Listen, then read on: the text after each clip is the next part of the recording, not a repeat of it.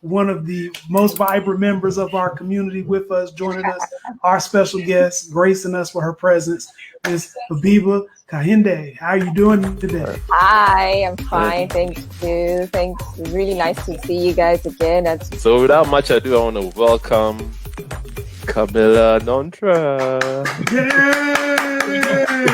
Oh my goodness. I should come to you every day when I need. Correct. This is Sudan. Wow. Sudan. Believe it or not, Sudan has more pyramids than Egypt.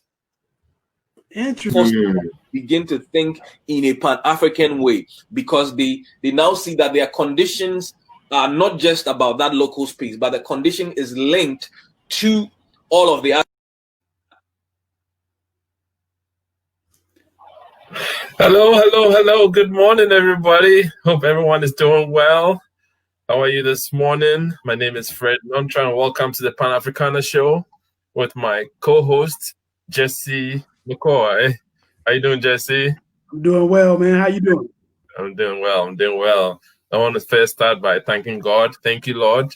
We thank God for this morning. By Him we live, we move, and have our being. We also want to thank the whole Pan-Africana community. Thank you for joining us this morning. We also want to thank the AfriScope community. We also want to thank our third partner, Kechi. Thank you, Kechi, for all you do. And I'm going to hand it over to Jesse to welcome our special guest this morning. Yes. I mean, every week we bring you all special guests, and this week is no exception. As many of you may know, in America, there's a severe shortage of African-American attorneys. As a matter of fact, only 5% of America's attorneys are Black. And of that 5%, even a smaller percentage of those attorneys are actually engaged in the area of housing law. So today we are honored to have one of the best housing lawyers in America with us, Mr. Darren Chester. How you doing, man? I appreciate that very kind introduction, Jesse, but I'm doing very well. Thank you guys for having me. Absolutely. Well, I always like to start off for people who are practicing law in America, specifically for Black people who are practicing law in America, with kind of you telling us, what is your origin story? What made you want to jump into this industry or this profession? And what is it that really inspired you to be what you are today? Well, honestly, for me, becoming a lawyer was something that I had always wanted to do. It was what I called my 5-year-old dream, right? Originally, I'm from New York. I grew up in the Van Dyke housing projects in Brooklyn. So I didn't see a lot of Black professionals. My heroes were entertainers. They were celebrities, athletes, the local, dope boy on the corner, because that's all of the representation that we had, right? Mm-hmm. But in school and reading through the books, and they teach you American history very, very early. And one of the things you learn is that, well, all of the people that were important in this country was likely a lawyer, right? So it conditioned me to believe that becoming a lawyer gains you respect. It's a opportunity. It's an occupation of prestige, and coming from a place where the world didn't see me, the world didn't tell my story, I felt like the only way I could get that respect in this country was to have an occupation like a lawyer or a doctor. And I knew I couldn't become a doctor. I knew that was just too much for me. So lawyering was the path I chose. And like most people who come from where I come from, you get off that path, you stray very far from that path, right? Thankfully for me, I was fortunate enough to find my way back to my dream. And so here I am. That's awesome. Now, let me ask you this, because your path sounds eerily similar to my path. What has been the biggest change for you since becoming a licensed attorney, particularly considering all the obstacles and hurdles that you had to get through to get here? So for me, the biggest thing is the realization, and I have to remind myself of this every day, that you can't save everybody, right? Being a housing attorney, you know, my clients, they're poor. They don't come from much. A lot of times they've got multiple generations living in a 2 or 3 bedroom apartment. You know, I often see myself or my family members or my friends that I grew up with in my clients. And so there's a natural instinct to want to protect them, to want to save them, to want to be able to wrestle them out of this system that I know means them harm. Unfortunately, that's not always successful in the ways I want it to be, right? Now, you know, like all attorneys, success in a case means different things for different cases and different people. Where success for one person may be saving their house so, you know, they're not homeless and they have a roof over their head. Success in another case may be avoiding a situation where they've got to pay the landlord $5,000 or whatever ridiculous amount so they can move somewhere else without an eviction on their record, right? Yeah. So for me, the biggest issue and the biggest hurdle is this desire that I have to want to save everyone and put them in a better position, unfortunately, knowing that that's not always possible. All right. Well, for everyone just joining us, our guest today is Darren Chester, housing attorney. Well, Darren, I just want to ask, so why housing law in particular? What made you get into housing law? Well, housing law is one of those situations. I'm a litigator at heart. You know, I love being in the courtroom, but I also like working directly with people, right? Housing law gives me that opportunity. It gives me the opportunity to practice law the way I like to see the law practiced, which is in the courtroom. Especially, like I said, with a lot of our clients, they're poor, they don't have much means, and a lot of them, you know, don't really know how the justice system works. You know, I see it every day. They're in court without a lawyer, and you know, Jesse and I have had this conversation several times. The same way, if you're charged with a crime, you have the right to attorney. I think if you're facing eviction, you should have the right to attorney. I don't think that's an area of law where people should be in the courtroom representing themselves, right? And a lot of these landlords, they're big corporations. You know, in America, they like you to think of small businesses as the mom and pop operations. But, you know, a small business can be 500, 1,000, 1,500 employees. You know, it's most of the time it's not mom and pop corporations. So these tenants are going into court every day against these landlords who have some of the best representation in the world. So I think they should also be properly represented by someone who's enthusiastic and wants to be there. You know, my greatest joy, honestly, as an attorney, is being able to go to court and represent a person and have that landlord not come away with what it is they thought they was going to get that day. So for me, housing law is a way to kind of level the playing field a bit, even if it's temporary. And Okay. go ahead, Fred. I'm sorry. Oh yeah. So Amisha Cooper says yes. Hey Darren. So, just let you know. So, Okay, so one of the things that, you know, was shocking for me to discover is that as much as we oftentimes want to believe that eviction is an American issue, and particularly in the southeastern region of America, eviction is a big issue. Eviction is actually a very big international issue. And I was talking to a colleague of mine in South Africa that was telling us about the evictions happening there for people who apparently, what we would call here as squatters. There are people who live on free land that hasn't been occupied by the government or anything, but now are being forcibly removed and in some cases even murdered for their occupation of this land that was previously unused, right? And this is something that's only exacerbated, of course, because we're living in a time of a pandemic with COVID-19 and nobody's necessarily getting tested. People may be asymptomatic, moving around from place to place, just trying to find shelter. So one of the things that I wanted to kind of start our conversation off with is your concept to two things. One, your thought on the right to housing, which apparently I'm told is an international right we just aren't getting. And the other one is right to counsel, specifically in cases in America where, like you said, these people are coming in against corporations that are armed and prepared and have lawyers working hard on their side, and they're essentially being fed into the grinder. So what is your thought as far as establishing a right to housing that's global? Well, I think the right to housing is a universal human right. I mean, if you think about a lot of what we're told are problems in society, right? Many of them start because of poverty.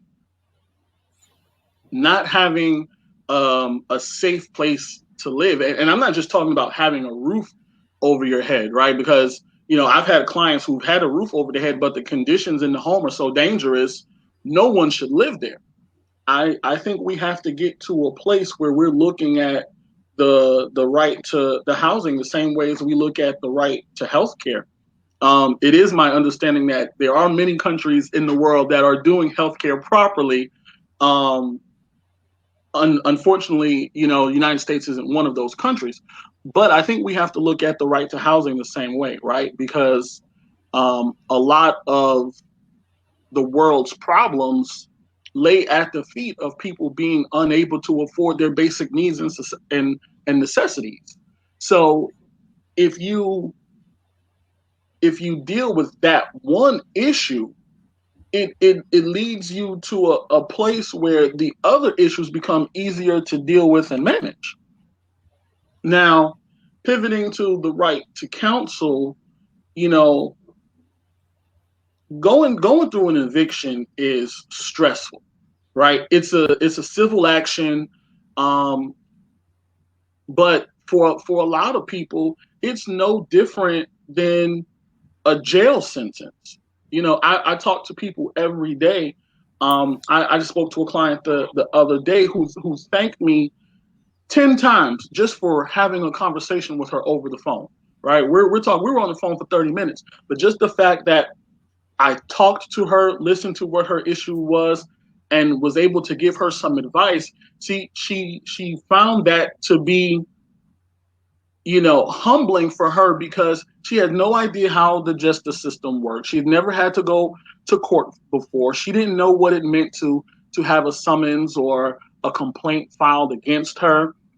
And then the court process in and of itself, unfortunately, when a tenant goes into housing court alone, they don't necessarily get the same respect that they would get if I was standing there next to them. And that's a problem, right?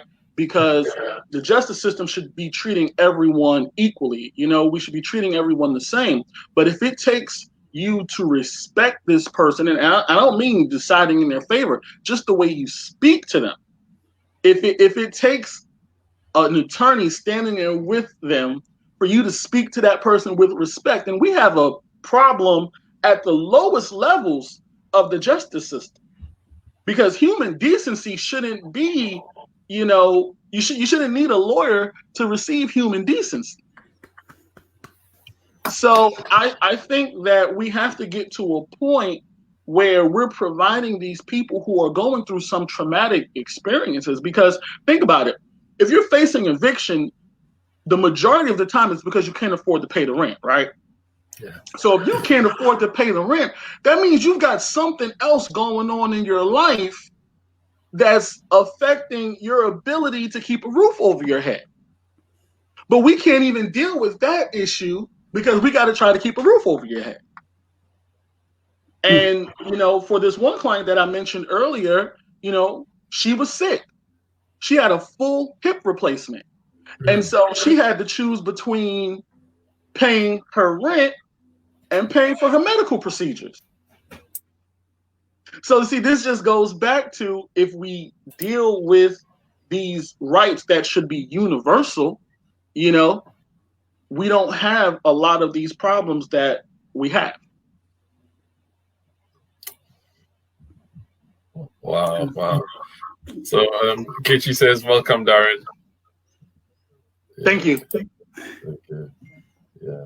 Well, that's unfortunate that you need a lawyer understanding by you for any judge or corporation to respect you. That's rather unfortunate, and I commend you for doing that, Darren.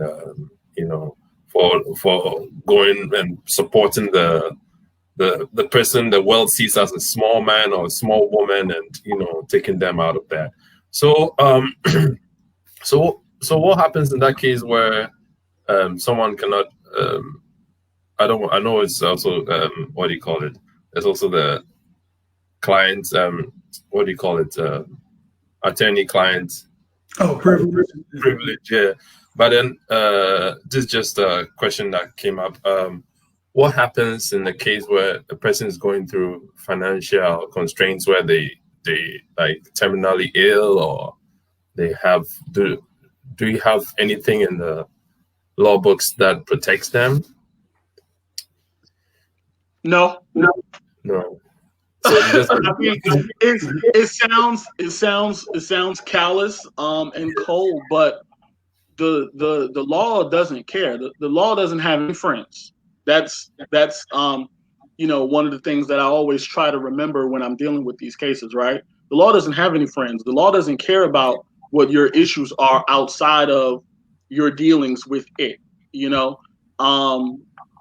so there really isn't anything built into the law to be sympathetic to people that have these issues, which is why we have these fights. It's why we have these arguments, because no one cares about your problems once you get inside the courtroom.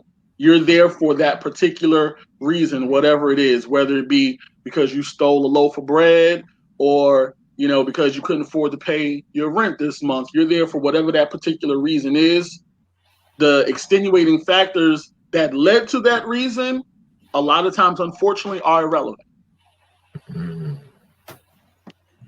Well, I want to put this in as well, because I know a lot of people who watch our program are probably familiar with names like Martin Luther King Jr.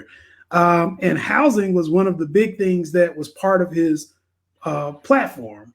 And so one of the things that people need to realize is, yes, integration was a big part, but there were also access to basics, things that he deemed to be civil rights, of which housing was one of them. And the funny story I actually teach my students is that in 1967, there were massive riots across the United States of America. Basically, every city with Black people was burning stuff down, right? And the president at the time, Lyndon Johnson, said he wanted to get a group of the brightest, most brilliant minds of people together to put them on a commission to study why these riots were happening all across the nation. So he assembled this thing called the Kerner Commission.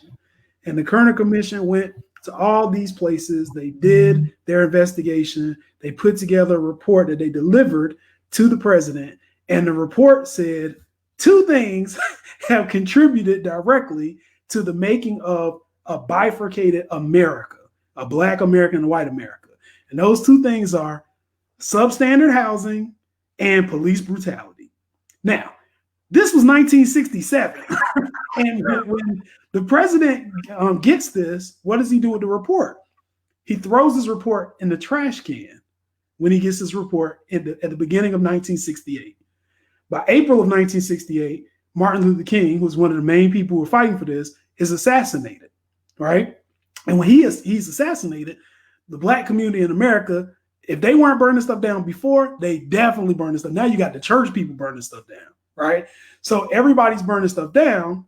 President Johnson goes back, gets this report that he had already trashed, walks over to Capitol Hill, and the story goes that he locked the door with Congress and was like, we're not leaving until we get a Fair Housing Act passed.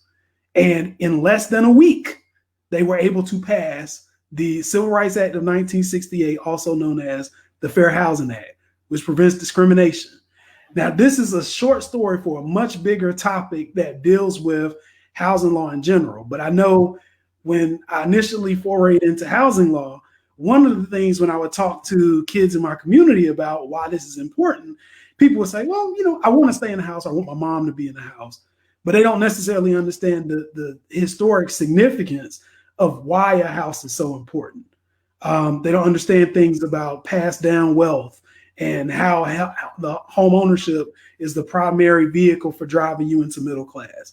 They don't understand that the government supported measures to keep Black people from being able to own. So essentially, we've been free to own, not counting all the financial issues and predatory lending and all that stuff that happened afterwards. But we've only redlining, absolutely.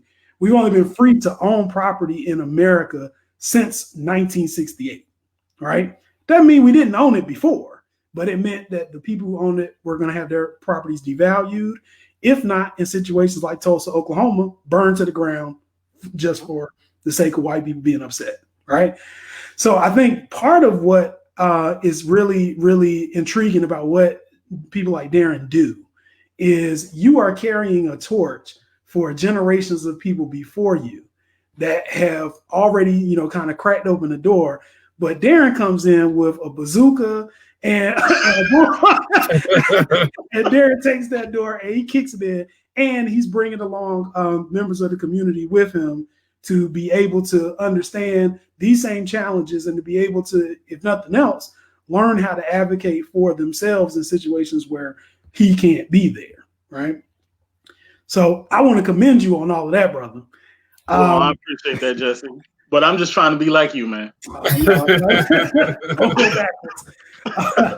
So I want to shift a little bit, and I want to talk about kind of your interaction with the diaspora.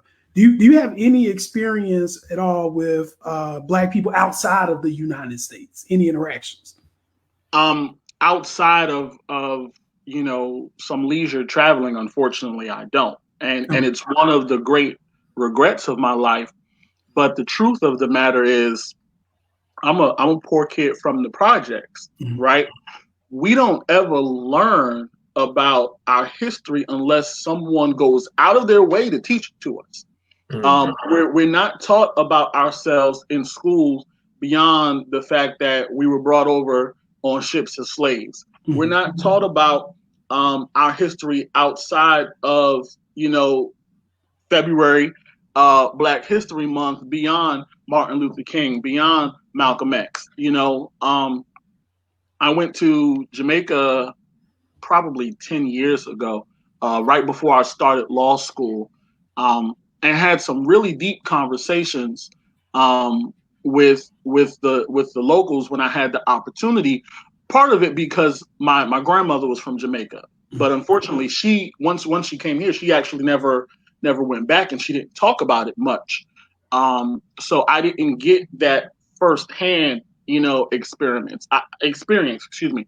I got to live through some of my friends who were from the West Indies and went home every summer and stuff. And I always wondered, like, why I don't have nowhere to go for the summer? You know, why can't you send me somewhere where I can stay with some people that look like me for the summer? You know, and it's one of the unfortunate things about growing up poor in America. We're cut off from where it is we come from, you know, and it's not until you become an adult, really, and you research for yourself that you get to really see what this world looks like outside of, you know, the American lens.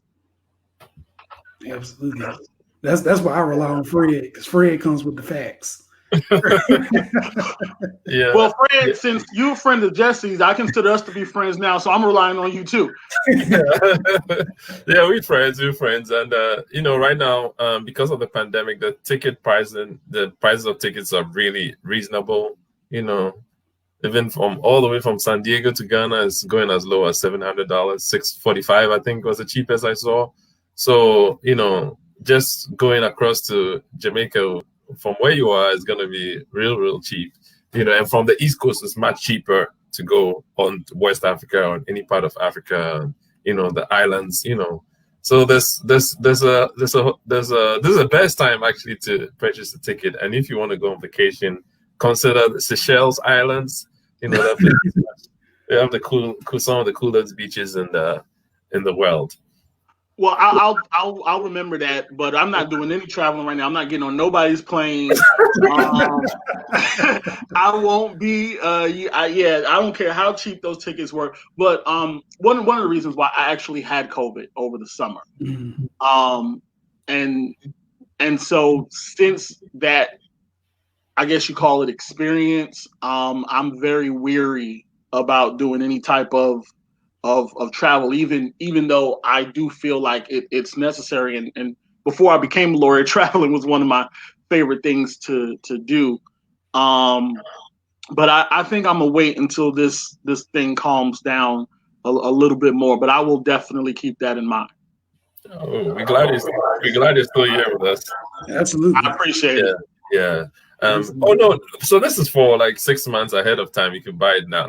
You're not going to travel. Okay. Anytime. Yeah, just like even up to like almost a year. But you can't buy it like a year. But you can buy up to like when October now, so up to like September of next year. So you're okay. good. I'll do that and get some trip insurance. Yeah, you gotta do that, man, because you know what, American Airlines and United, you know what they're gonna do as soon as COVID is over. That price is going right back up. All right. Well, I want to kind of cross over a little bit. Now, you also, in addition to being an attorney, you also have a podcast. Tell the people a little bit about your podcast and how they can find it. So yes, I do have a podcast. It's called I'm Not Mad, I'm Pissed. And it's really it's a political podcast, but it's really from my perspective, my point of view, right? I'm no political analyst. You won't catch me on Fox News or CNN. Yet it's coming. from your mouth to God's ears, brother. But I've always been interested in politics, and I've always kept up, with politics. And a lot of my friends would always ask me, "Hey, what do you think about such and such that's going on?" So a friend of mine, Candace, has a podcast network, and we were having a conversation one day, and it was right after Joe Biden essentially became the nominee, right? And people who didn't want Biden to be the nominee, it was a very sad day for them. But, I explained to her why it wasn't the worst thing in the world. And she was like, "You need to start a podcast." And I was like, I don't know. And she had been trying to get me to start a podcast to start this political conversation for about a year. And then Joe Biden went on the Breakfast Club and said something really, really dumb. He went on the Breakfast Club and said something really, really dumb. And I was like, man, this dude. And so in having that conversation, I was like, look, how quick can we get started, right? So, we're on all of the DSPs, your Stitchers, your Spotify, iTunes. You can find us on all of there. We just posted episode 5 on Friday. I was posting every other Friday, but now that we're getting closer and closer to the election, and now that I think there's going to be some real strange stuff going on, we're trying to post weekly. I have some catching up to do because with being sick, I'm several weeks behind, but I do want to go back and have those conversations because they're important, especially for people who don't get as involved in politics as some of us do. Fred and Jesse, it's important that people understand the how and the why, behind, you should go vote, but why are you going to vote? Why is this election the most important election in our history? Why is this person dangerous? And regardless of how much you like their opponent, why you can't let them, get another term in office. So I think that conversation is important to have. Truth be told, I like to start my podcast off, I started off very calm and trying to, teach. And like I said, facilitate a conversation. and about halfway through, I get to ranting, which is why it's called I'm Not Mad, I'm Pissed, because while I understand voter suppression and how the government can do some shady things, I truly believe if Americans took their participation in government more seriously, we wouldn't be in some of the situations that we tend to find ourselves in.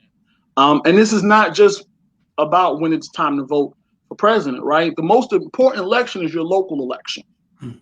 Those are the people who have an impact on your day-to-day living. Now, the presidential election is important. The gubernatorial election is important. Your congressional elections are also important, because those are the people who determine how much your locality gets to do the things you need for it to do. So you have to become engaged and active in politics on all levels, because if not, then in a lot of ways you're allowing your representation to be determined by a minority of the people in this country. That's deep. Yeah, and I'll just add to that. I think we put a lot of emphasis on the federal election because, of course, that's who CNN and Fox News and MSNBC, that's what they're going to be talking about. That's but right. One of the concerns with federal elections also is this is not just about where we are as a country, but it's about where we stand in our relationships with countries all around the world, right? Mm-hmm. So one of the concerns that we often have is who is going to be in that position of leadership? Are you going to have somebody who is eager to go to war with every country in the world just because they didn't return his phone call? Are you going to have somebody who is going to be measured and is going to try to, negotiate and use diplomacy to the extent that they can? And I think one of the other issues too, unfortunately, in America, if people don't know, I say this every week. Yeah, I think in America, the voice and power of Black America is very small compared to what the government machine is. However, the money that Black America inputs into this machine so that it can operate is very high. Yeah. And so one of the things that I want us to do, and I think Darren's program does really well, is helping us kind of understand what our degree of power is, and that we have options. Like, you don't just have to vote for somebody because somebody told you to vote for them. You should do your own research on what's going on. How do these people impact everything globally? But Darren is absolutely right. I think all politics is also local. So when folks get upset at things about like police brutality, not having allocation for affordable housing, not being able to define affordable housing, all those things, those aren't stuff that goes on President Trump's desk, right? Like, that's stuff that goes on your mayor's desk, the city council desk. Yeah. And it's important for everybody to be involved in that. And more so, me, I have fun with it, right? Like, so I feel like I wasn't raised to be into politics or really care so much about politics.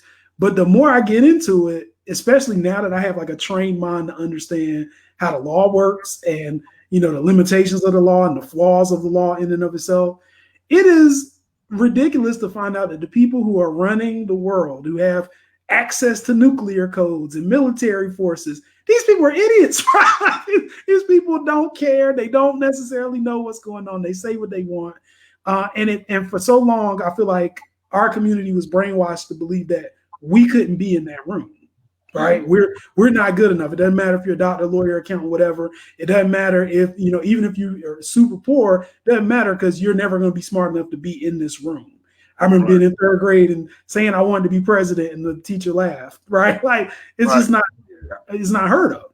But now I hope that people are getting exposed to the fact that these folks aren't more brilliant than you. They just had different opportunities than you. And if we can localize our money, our resources, our decision-making power, we can be in the room too, right?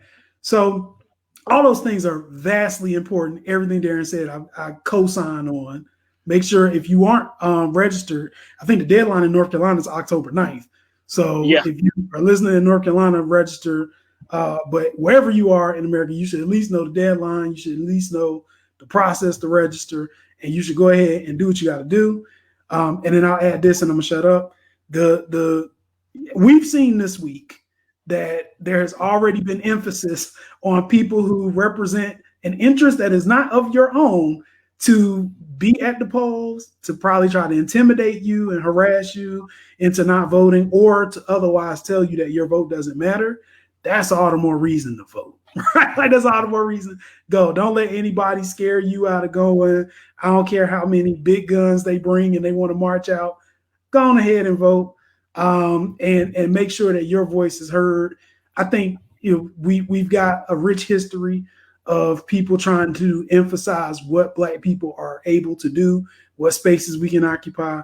But we fought too hard, and we had too many ancestors who died for this, for us to not take advantage of the opportunity. And as an American, it's the one thing that you have that you can actually voice an opinion on. So if you can't let people buy you off or intimidate you from doing what you need to do. That's my spiel. I'm getting off my soapbox. Jesse, I just want to piggyback on a couple things that you said, because I want to change the narrative about how we talk about those things, right? So I do agree that you're right that Black people in America, as far as our influence politically, on a grand scale, may be small, and that's just because we don't have the numbers, right? But I think even with our numbers where we are, we actually have our thumb on the pulse of the government in this country. And I say that because Joe Biden would not be the Democratic nominee but for Black people, right? Black people represent, across the country, a very small percentage of the population. But no one votes at a higher percentage than we do. Black men and Black women. While Black women are running the show, Black men are right there behind them. We vote at a higher percentage than any other racial group, and I think part of that is because of the history that we have in this country with not being allowed to vote and fighting for the votes, and people actually laying their life on the line so that we can get to the polls. So we actually do have quite a bit of influence. We just don't always properly wield that hammer, right? And I think we have to get to a point where we're encouraging people to use their voice and let them know how loud their voice is, because it was Black people that saved Joe Biden's campaign. And in a lot of ways. In a lot of ways, there are a group of people, I'm not going to say any names, but there are a group of people who are looking to Black folks to save this country again, because they know exactly how powerful our vote can be. Now, they like to tell us differently, but deep down, they know. The other thing is when you talked about how American leaders, kind of influence the relationships that we have amongst ourselves and then, our brothers and sisters across the world, the American president is a foreign head of state, really, right? A lot of his power comes in reference to his dealings with other countries. One of the first things Trump did when he got into office was try to ban certain people from coming to this country, right? And what did he do? He called them derogatory name countries. I think it's important that we realize and focus on the fact that the person that we elect to lead us, they need to be a nice person, right? It's not just about strength, because strength is wielded in different ways. It's not always about the person that has the biggest gun, because even the smallest gun can, when used correctly, can do damage. So I think people also need to think about what our representation looks like outside of this country, because right now we're a laughingstock on the world stage, and for all of the problems that we've always had, he's only made them that much worse. And then finally, your point to local elections. So the killing of George Floyd over the summer literally sparked protests across the world. Absolutely. Right? We're talking about, protests in France and Germany, Australia, places where the Black populations are very, very small, but they saw what Black people were doing in this country. They saw what happened and how we were, in an essence, responding to that, and they responded in kind. Now, the only reason that happened, and the reason we had to go out and march, was because the district attorney told us, well, he wasn't, bringing charges on those officers. Mm-hmm. He didn't think they did anything wrong. Well, guess what? Your district attorney is an elected official. That's right. You see what I'm saying? So that's why your local elections are just as, if not more important than your federal elections, because a lot of, like Jesse said, the stuff that happens to you, police brutality, not being able to afford affordable housing, or even being able to identify what affordable housing is, that happens at a level that you can do something about. And you don't have to be this Harvard-educated person to become the district attorney or become the sheriff or become your local mayor. It's about creating relationships and being out in the street and actually talking to the people and finding out what it is they need. There are no barriers to entry into politics. It's regular people deciding that, what, I want to do something for my community. And the only way we really will get the change it is that we're looking for is if people like Jesse go ahead and run for mayor so he can bring the rest of us with him to the table. Oh, man. Whew. Y'all going to be waiting for a while, man. My skeletons are comfortable in the closet. Those are Okay, Chris Morrow is joining us from Periscope. He says, I hope one day we realize our true power. So he's agreeing with you, Darren. And then Kechi said, yep, they know. He's talking about the politicians who know the power of the Black community. And then, Chris, thanks for joining us. Chris says, exactly, flex our political muscle. That's right. And then Kechi says, hey, again. And then Mayor Jesse.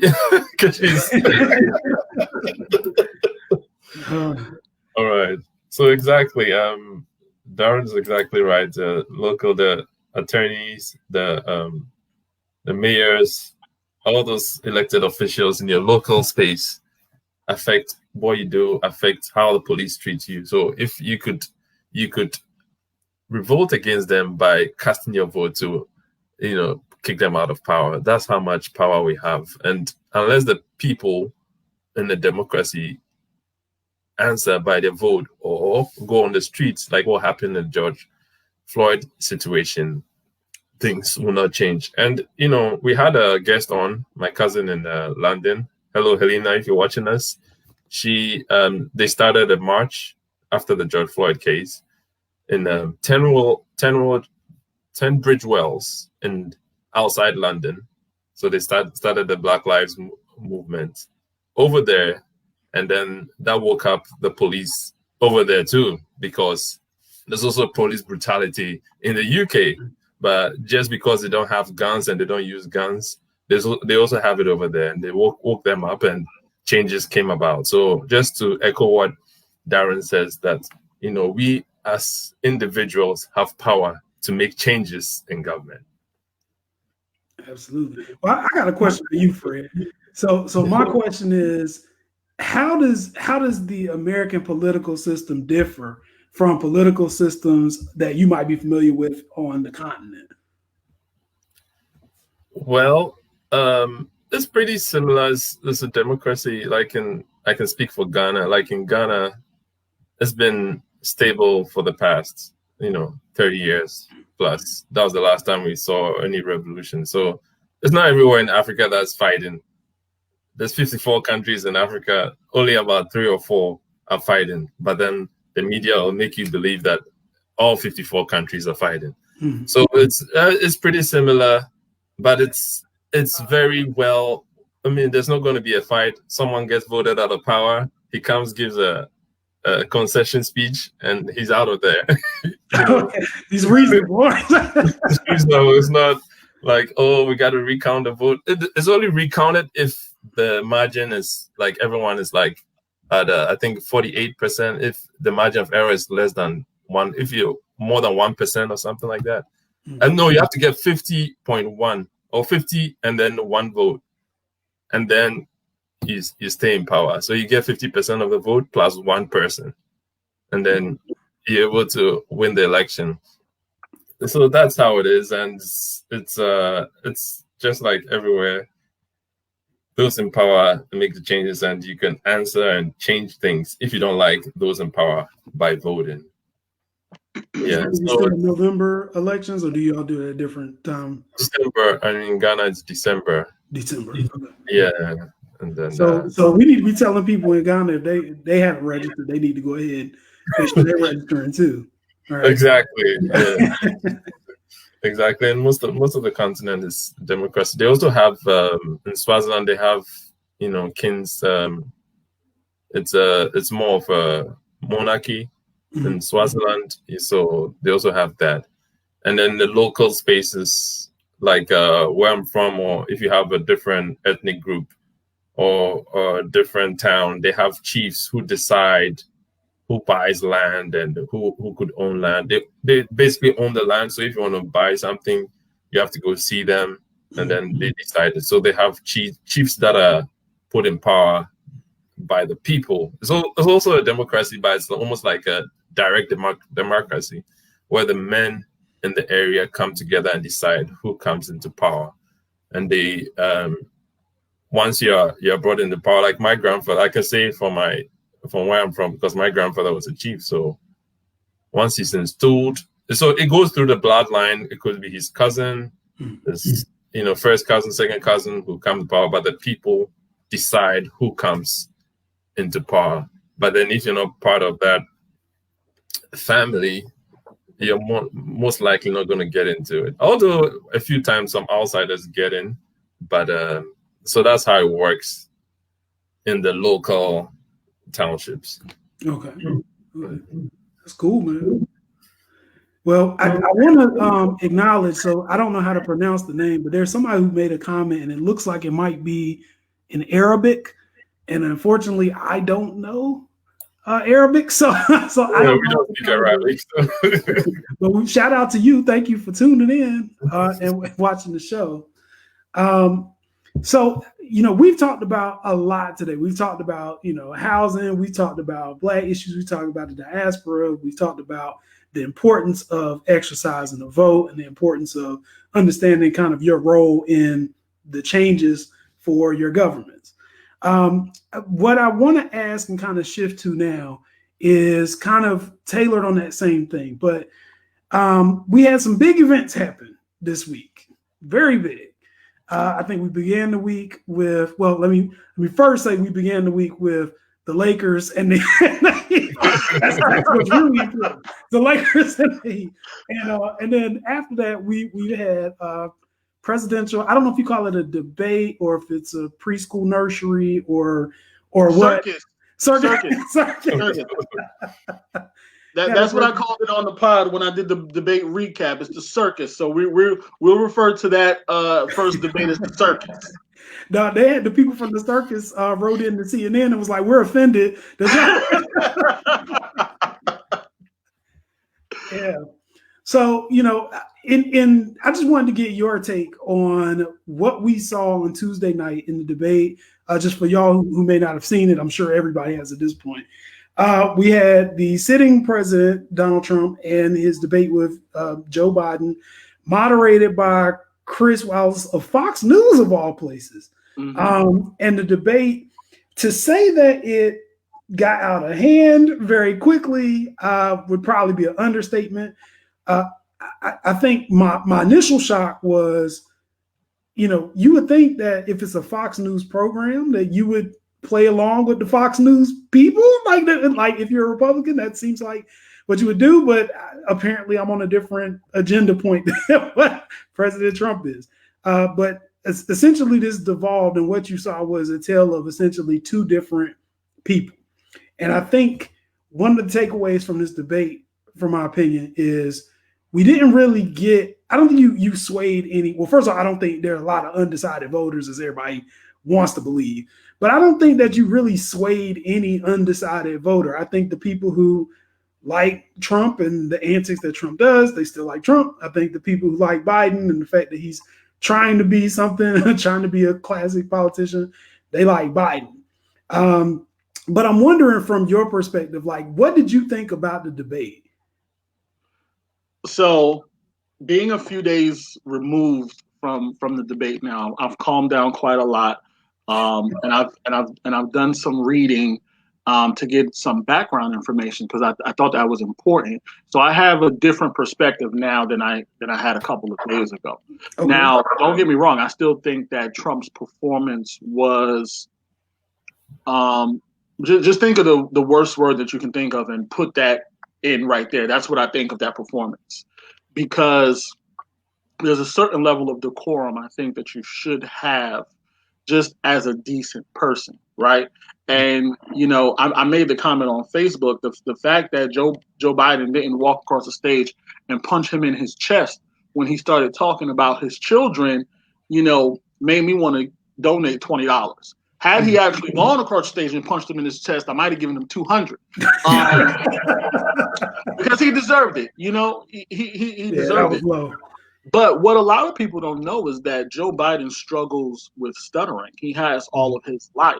And what I read last night was that it was actually Trump's debate plan put in by Chris Christie, who helped coach him to do what it was that he did on that debate stage. The theory being that people who have struggled with stuttering, if you continuously interrupt them and rile them up, that stuttering will come back, right? So if that stuttering comes back, now you get to paint your old senile Joe narrative. You see what I'm saying? So it was a strategy, from the depths of hell, if we're being honest, because that you as a politician do not measure up to this person, right? And don't get me wrong, I don't think Joe Biden by any means is a saint or anything like that. I'm 100% confident that he can do the job better than Trump, and he has a plan. Like, there is a Democratic platform. The Republicans and Donald Trump do not have a plan. There is no plan for the second term.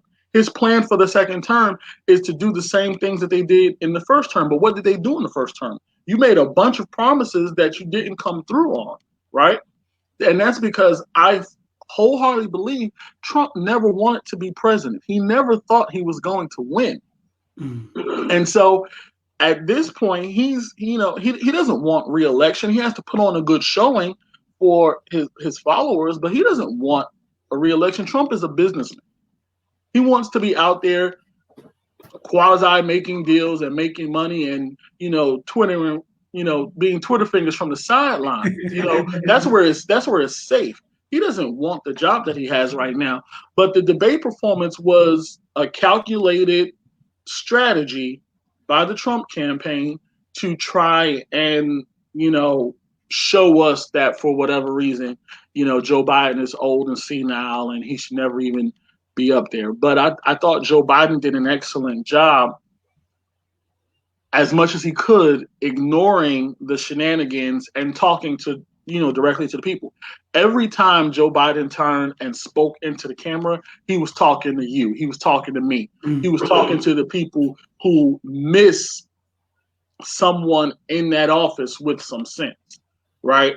And I think moving forward, that has to be the way he differentiates himself between him and Donald Trump, because we saw who Trump was on Tuesday night. He told us who he was, and what did Maya Angelou tell us? When someone tells you who they are, believe them. Now, I think going forward, especially with the vice presidential debate next Wednesday with Senator Harris and Vice President Pence, I think that will be a more structured, classic debate. I have no faith though that Trump and Biden are actually going to have a real debate, and they might not even debate again now with Trump, and his COVID diagnosis. They probably will call debates off altogether, and I have quite a few theories about that as well. But I don't think we'll get another presidential debate. Yeah, man. I think I don't know. I had a conversation with my wife before the debate started because we were going to bet on who was doing the dishes based on who we thought was going to win the debate. So either way, I lost. I lose either way, right? So, but anyways, like my thought process, she was like, I know Biden is going to win this. There's no way he's going to lose. He's got the policies. He got this. And I started laughing because I was like, have you seen who's been the president for the past 3 years? Like, this guy is like, you're ranking debates based on what rational people rank debates on. But this guy, he's going to get out there. He's going to make TV. Like, he's going to make a show. And that's what he does. He's a showman. And so, like, before the diagnosis, I was thinking, oh, there's no way he's missing another debate. People like Trump want to be on TV 24/7. They will do whatever they need to do. I don't know what's going to happen now with that diagnosis, but even the diagnosis itself, if you look at the way the two camps are responding, I read an article this morning that Joe Biden has advised his campaign to pull all negative ads against Trump, right? And I thought to myself, this is the biggest mistake you could possibly ever make. Because they asked the same thing of the Trump campaign, and the Trump campaign is like, no, we're going to keep running our ads, right? We're going to keep running. Like, I feel like we have this system in America where there's two parties that have unfortunately become Crips and Bloods or rival football teams, Ohio State, Michigan, whatever you want to call it, Duke, Carolina. And so at this point, people just want to win. And I'm looking like at some point, we're supposed to be a country that is trying to provide for the needs of our citizens and try to be a citizen for the world to help understand. And a lot of people, a lot of countries and developing nations that are looking to us for aid, support, assistance, or just a model, right? Have to be feeling a little nervous right now. And the one good thing I'll take away from that is I think it puts the onus more so on those countries to understand that maybe what you're doing is right. You know what I'm saying? Maybe what you're doing is right. Because our country is all over the place. And it's been like that for a while. I know they're trying to act like we've never been this polarized. But what has happened, in my opinion, is more Black people in America have gotten expanded voices. And the more we talk, the more we can point out how messed up the country is. So now there's more outlets. And now we've got iPhones that are recording what police are doing when they come to our communities and all this stuff. So now it's out in the forefront. And there's another group of people who don't want to accept it or who enjoy the status quo, and they want it to stay that way. And I don't know how the two sides are supposed to coexist and live under the same flag, right? So as we get through these debates, I think what we're going to see is more and more of just kind of pandering to the respective side that you are for. I think that's what the debate on Tuesday was. I am putting this APB out for Black America and Black people all across the world. We need to make sure that we are with Kamala Harris as security detail. Keep us on board. Like, I just can't take it. It's already the optics of a white man versus a Black woman in a public debate. But I'm telling you, if he say one thing slick, I'm going through the TV. Like, can't do it. Right. It's hard. And I know I got a brace for it because, she's capable of debating and doing this herself, and she wants to do this. So I have to rely on that. But sister's been getting screwed over for too long in this country and getting overtaught and getting disrespected. And I don't know how I'm going to feel if I see Mike Pence saying something sideways. If he talk about her and her family, we might have to have some words. You know what I'm saying? Yeah. But I think Pence knows better. Right. Okay. I don't think Pence can play that role. For a lot of the administration, Pence has been regarded as the adult in the room, the level-headed one, the one that keeps it all together. The other thing is, I'm about 90% sure that Pence is afraid of Kamala Harris. He don't want any smoke with her. So I don't think we'll see the debate go off the rails like that. And like you said, she's fully capable of defending herself, defending her record, and really punching back as well. I think this will be the much more classic presidential debate. And we'll see what we thought we were gonna get on Tuesday. And the AKA squad roll deep. Oh, they roll real deep, and they're international. So, like I said, we can sit this one out because he really don't want no problems with that.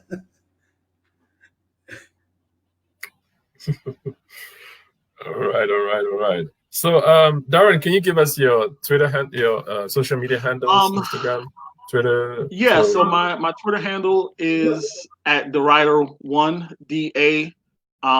DAWRITER1, and of course, I'm Not Mad Pod. Instagram is the same thing, and then we have the I'm Not Mad, I'm Pissed page on Facebook. On Facebook. Okay, so we're gonna post that on later. So you could get in touch with the attorney extraordinaire.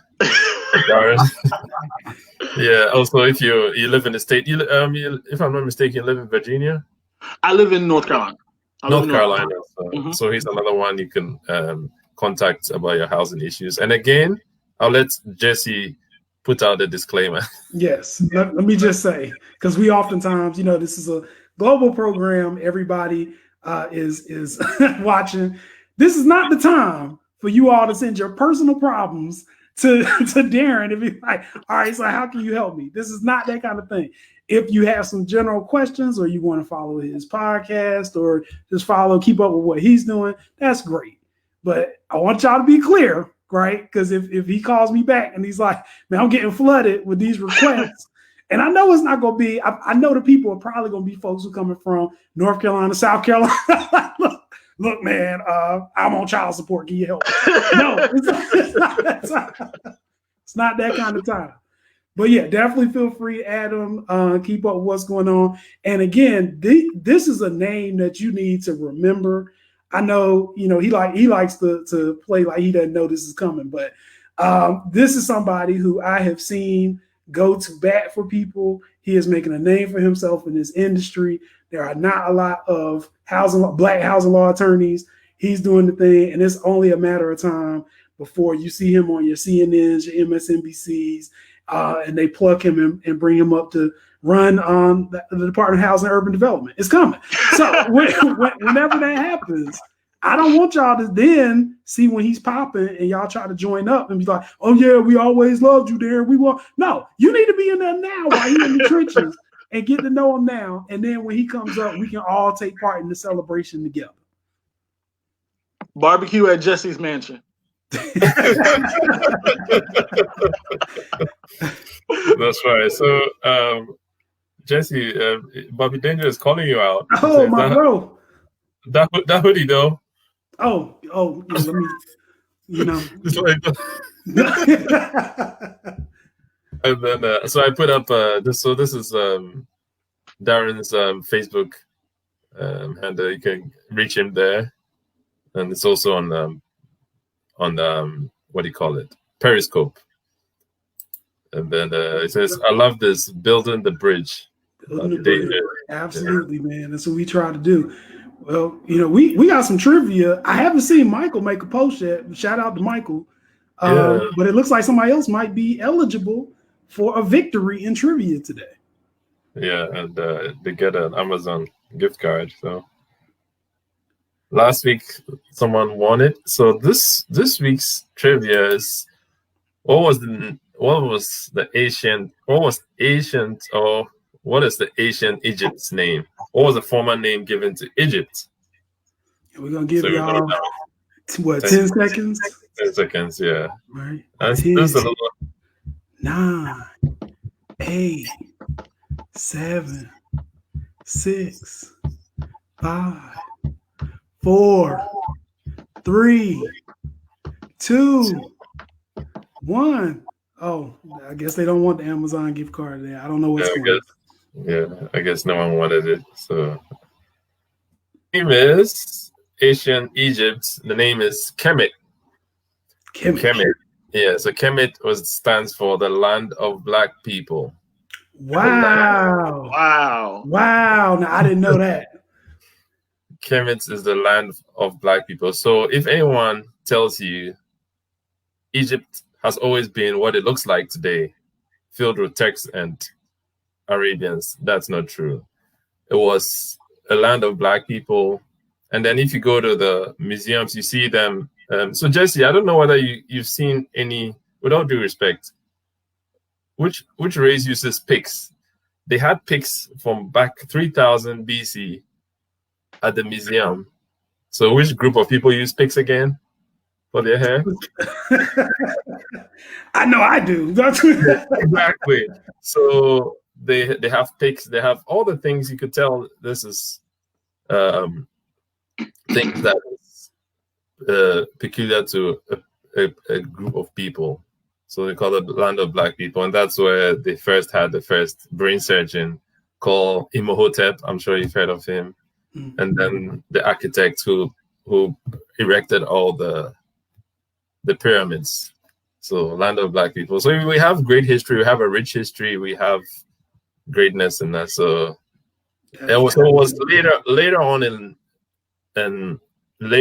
is when the Turks invaded Egypt and pushed down the black people down south to Sudan. And if you watch the trailer where I go about the Sudan actually has more pyramids than Egypt, is because when they were pushed down to Sudan, they went and built to show that there's still greatness in us. They built the pyramids. So Sudan now has more pyramids because of that. And then they got invaded in northern Sudan. That's why now Sudan is that's what brought about the Darfur and all that, because we have the Sudanese who are lighter skinned kept oppressing the black people there. So they went to southern Sudan. So that's just a little quick history lesson. That's deep, man. And it's important because I know a lot of people who think Egyptians look like Elizabeth Taylor. Yep. So, very important. Yeah. All right. So, well, this has been an amazing show. I hope that our fans and listeners have had an opportunity to really build this bridge. If you haven't already liked us on Facebook, do so, Pan Africana. Also, make sure that you subscribe to the YouTube channel. We will have this chopped up and put up on YouTube at some point this weekend as well. Go back and look at all of our old stuff and keep posting your comments because we try to respond to the comments that we get.